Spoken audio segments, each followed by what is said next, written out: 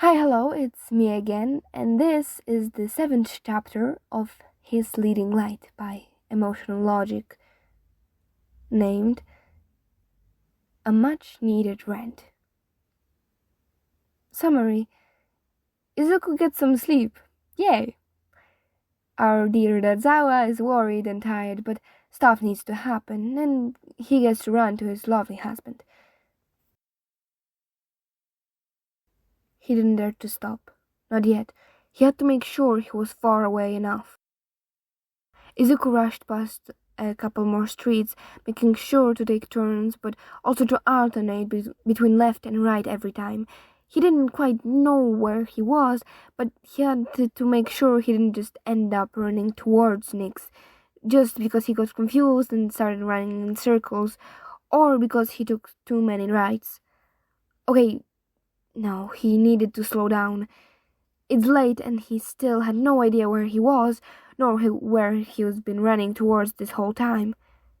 He must have run far enough, right? Besides, Nyx seemed pretty busy with whatever was happening on the other side of the corner. Izuku had kind of just assumed that the hero would be occupied with whatever he was seeing the moment he kept looking for more than a few seconds. Had it been a cat or anything inconspicuous, his sure Nyx would have just taken one look at it and then continued onwards.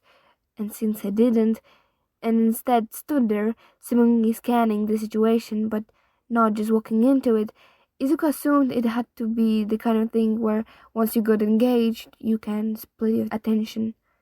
And so, he decided to take the moment for what it was and run. He felt a bit bad for just running like that, but it was for the best, right? He knew Nyx seemed to care, and though he couldn't really get why, he understood that he did. Izuku couldn't see any way where the hero following him all the way home could possibly be the best alternative, especially when Nyx was actively on duty. And his point was proven by whatever it was that the hero had to step in for. It was for the best. Now, after taking a break to breathe, Izuku decided to take a look around, looking for any landmarks, identifying buildings, even just a street sign he might recognize. And just as luck, nothing. The street seemed to be covered in nondescript office buildings, and so Izuku eventually decided to just pick a direction and start walking, just like he had seemingly been doing all night long. Using his light, which had reluctantly returned to its green passive state after spending the first few minutes of his run trying to get him to return to Nyx, which was the same persistent yellow color, to light up the street in front of him. Not that there weren't street lamps lining the streets, but they didn't really give him that much to go off. Izuku just put his hands into his pocket and walked. Wait, his pockets. His phone. Izuku was an idiot. My God, he had his phone on him this whole time. Why had he been running and walking around like an idiot when he had been just carrying around a GPS this entire time? Safe to say, Izuku pulled out his phone immediately, and was thus immediately met with the reason why he hadn't been on his phone. Why he had specifically put the email notification on mute, and soon after followed it up with putting his whole phone on mute and deciding to pretend it actually didn't exist. Izuku had gotten mail. An audible swallow was heard from somewhere, and it took Izuku a second to realize that the sound had come from himself, as he stared down at the phone currently in his hand. He hadn't opened the notification. He didn't dare. All the notification said is the subject of the mail and the time and date of when he received it. Respond. UA's entrance exam. Yesterday, 3:18 a.m. 3 a.m. Wait, isn't that like half an hour after he sent the email himself? Did Paolo answer his mail while on patrol? No, he couldn't think of that now. Izuku swapped the notification off the screen. He could deal with it later. Right now, he decided, he'd just focus on getting home. Opening the map app on his phone, it took Izuku only a couple of seconds to find the directions to take him home from his current position, only to, of course, find out that he's been running the wrong way this entire time. Lucky him! Using the map to avoid the area he knew Nyx was supposed to be patrolling that night as best as he could, Izuku made it home just before 4:30 a.m. and promptly fell asleep in his bed, thanking whoever was out there that his mom hadn't actually been home at night. He didn't think he would have been able to handle that after everything he's been through. The fight took longer than he would have liked to resolve, and even when it was, the police took what felt like an eternity to arrive at the scene and pick the two up. Lucky for Shota, Tsukauchi was working that night, and so he just got to give a quick recap of what had happened, confirmed by the detective's quirk, before running off again. Not that it mattered that much in the end. The kid was long gone, there was no denying it, and going looking for him now wouldn't have been doing any good. He had a patrol to finish, and he was already quite a bit behind on it due to having to help Midoriya. Not that he regretted it, of course. He would help the kid again in a heartbeat, even if it meant he'd been running on zero sleep the next morning. He could nap at this school anyways, so it wouldn't actually make that much of a difference to his day. After finishing up his patrol, Shota went home and wasted no time getting ready for bed. That is, until he got into the bed. The striking thought of whenever or not the kid had actually gotten home hit him like a bus. Shota didn't sleep that night. After laying in bed for what must have been at least an hour, Shota quickly decided that he couldn't keep staring up at the ceiling like he was, and got out of bed. Walking to the kitchen, he made himself a cup of coffee before walking over to sit with his computer by the dining table in the living room. If he couldn't get any sleep, he could at least be productive. Find something to focus his ranging thoughts on. First priority of the night? Izuku Midoriya. He tried researching the name, but not a lot came up. The kid seemingly wasn't very active on social media, or if he wasn't using his full name. Smart. You never know who might try to find you. Unfortunately, or fortunately for Shota, his mother hadn't gotten the same memo, and it wasn't much later that Shota was looking right at the profile of one Midoriya Inko. The profile included both the woman's workplace, her area of residence, and the picture of a woman who looked almost more like the kid than the kid did himself. And not long after that, again, he was looking at a picture of a tiny 3 or 4-year-old Midoriya Izuku, along with another 4-year-old blonde boy, seemingly named Katsuki. They seemed like good friends in the picture, and the caption mentioned it was being the blonde boy's birthday. Shota found it a bit strange that this was the last picture his mother had of her son, but it didn't take too much thinking to understand why. 4 years old. The smiling little boy in the photo probably didn't know yet, did he? Shota knew the world wasn't fair, and especially after the day Midoriya had just had. And so he understood why the kid's mother might decide to stop posting about him online for the whole world to see after finding out how likely he would be targeted. Not that that would make him feel any better about it. The memory of the workers at the hospital forced itself back into his mind. The looks they had sent Midoriya, as if this child had purposely gotten himself sick and was cursing them out whilst demanding someone to see him at once. Hell, even if he had done all of that, they still would have taken him and helped him without question had he been quirked. He took a slow breath and closed his eyes, giving himself a moment to calm down.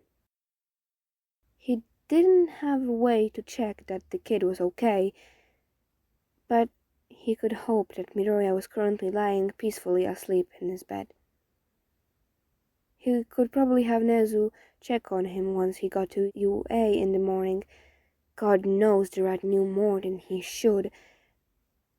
But who was he to question the guy who signs his paychecks every month? After a few more hours of research, having saved Midoriya's Inkor profile and moved over to researching a case he's been asked to work on, now that he decided to dump his more emotionally tolling research over on Nezu, Hizashi walked out of their bedroom and into the living room, taking a quick glance over to check the time. Shota saw that it suddenly gotten a lot later than he thought, and closed his laptop so that he may spend the rest of the time they have for breakfast together with his husband before they need to head off to work. Hizashi was in no way a light sleeper, a good thing considering how often Shota came home in the middle of the night after a patrol. He's not sure how he would have survived had he woken up every time his husband got in or out of the bed. But walking out into the living room in the morning to see his darling husband leaning over his laptop with ever darker bags under his eyes than normal, Hizashi found himself wishing he was.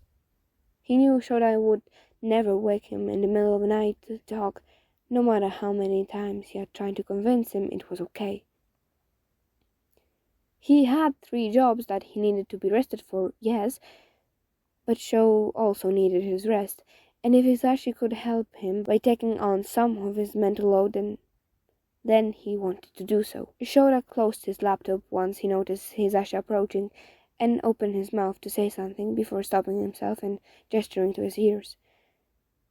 Hizashi smiled and walked up to him, placing a quick kiss on his forehead before saying, "Yeah, I can hear. What's up?" He moved over to the kitchen, taking Shota's coffee cup from the dining table with him, and began to make a fresh cup of coffee for Sho and a cup of green tea for himself while listening to his husband talk. There was a pause as Shota decided on how to say what he needed to get out, and also whenever he should wait until Hizashi got back from the kitchen, but after a few seconds and a deep sigh, he closed his eyes and focused on deciding to just start at the beginning and see where it would lead him. I ended up staying at UA later than expected last night.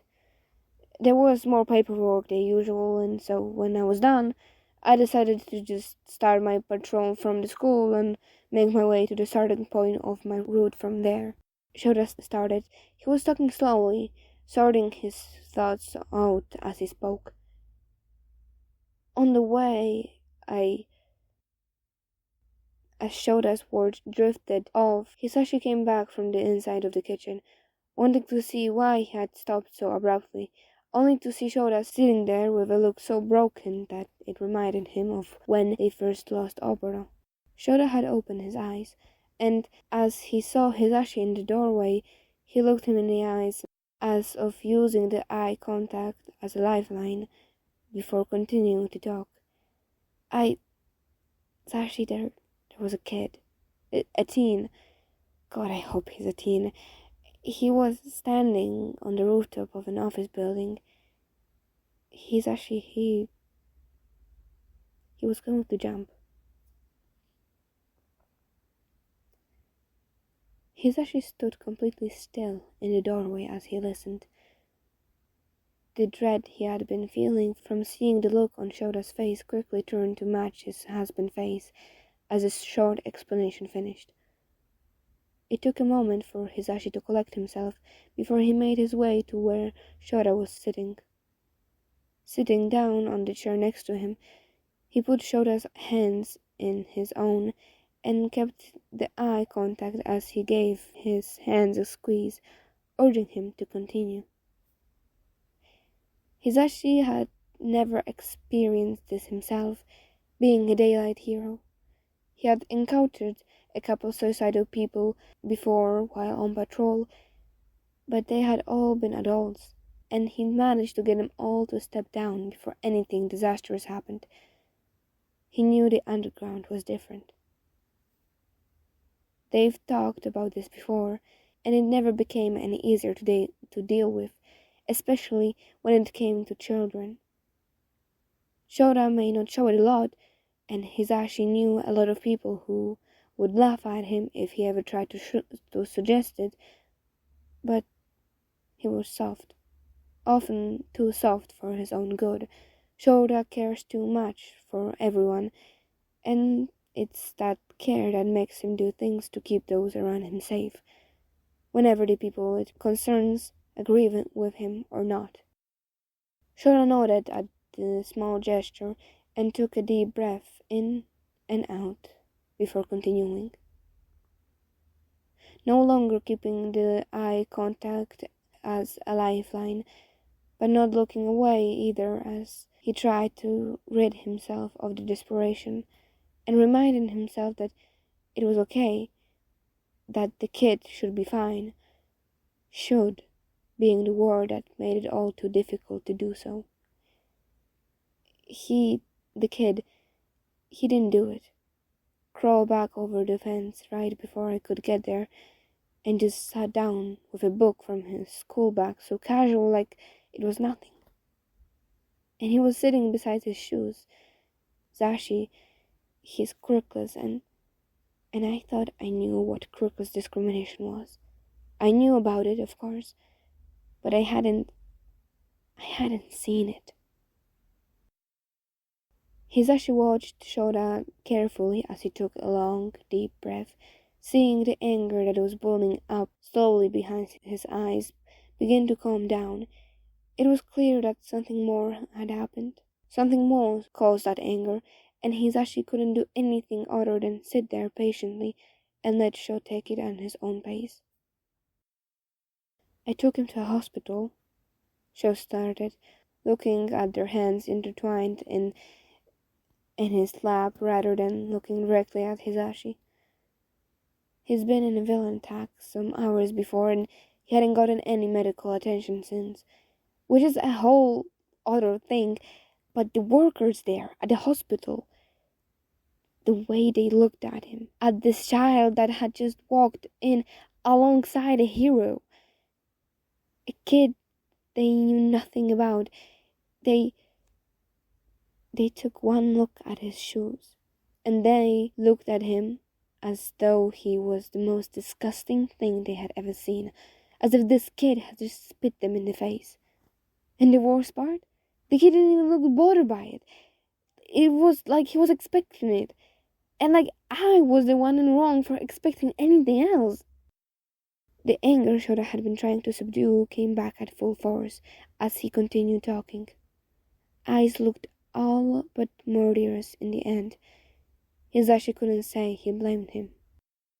I had to threaten them to even take a look at the kid, and even then he was out of there a lot quicker than I would have liked. Hizashi had to reel in some anger of his own at what he was hearing, and watched for a moment as Shota stood and started walking towards the kitchen before Hizashi joined him. Shota got to the counter and poured himself a cup of coffee Hizashi had begun to prepare earlier, drowning the cup in one go before putting it back down and turning back to look at Hizashi again. His face once again looking broken, as all the anger had disappeared and a hopeless sadness had taken its place. He looked so confused. Shota's voice was quiet, and it sounded like he was about to cry, despite the lack of tears forming in his eyes. As if he couldn't understand why anyone would want to help him, let alone a hero.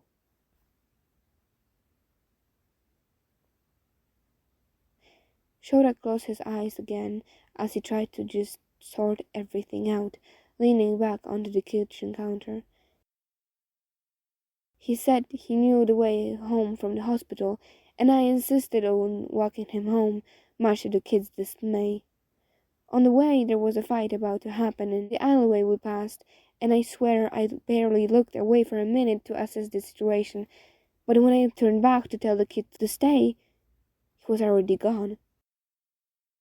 Hizashi, sensing that Shota wasn't quite finished talking, but also that the end was approaching, stepped beside him and once again took one of his hands on his, making Shota look at him and meet his gaze as to let him know he was still listening.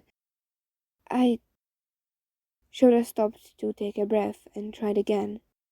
I had to stay there until Tsukauchi got there, and by then it was too late to even try to find this kid again.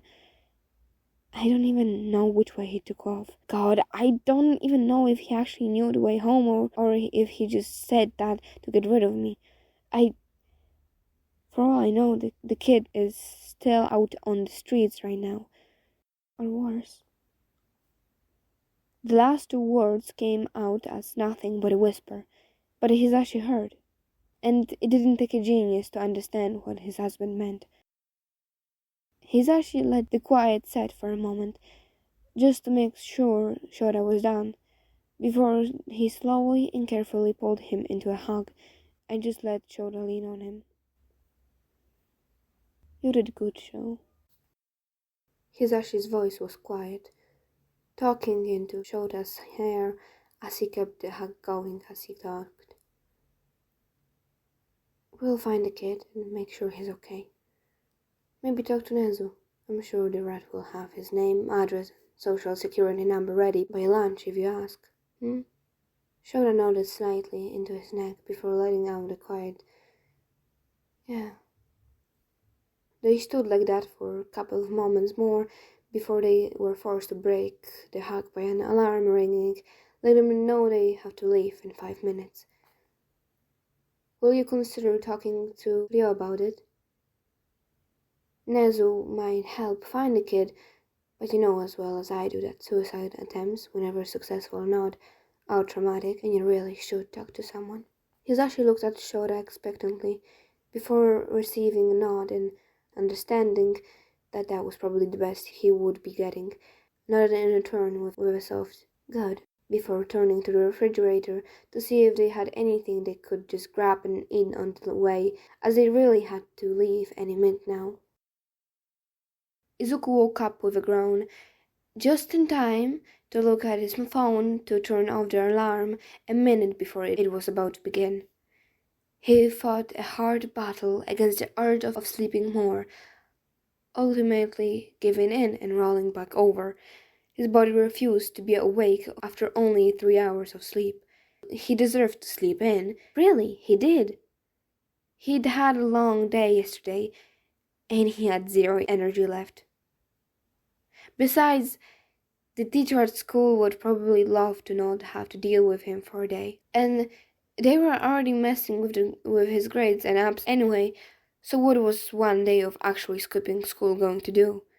They're going to get a day free of him, and he would get a day free of the constant nagging, bullying, and suicide baiting. It's a win-win. Well, they might tell his mom. He would rather like to avoid that, but she hadn't been home when he got there at 4:30, and his quirk wasn't acting like it usually did when she was home. So maybe it should be fine? Yeah, sure. It would be fine. Izuku fell back asleep before even finishing the thought.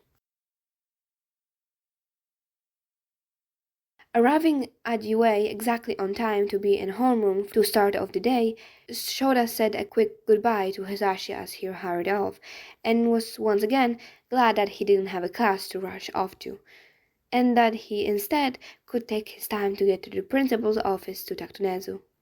And he really did take his time, as he figured out quite quickly that he needed a plan for what to say and how to ask his questions.